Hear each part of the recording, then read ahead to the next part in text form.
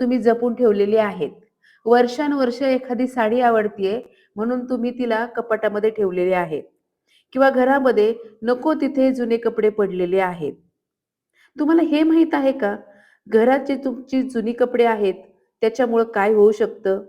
जुने कपडे म्हणजे नकारात्मक ऊर्जा असते.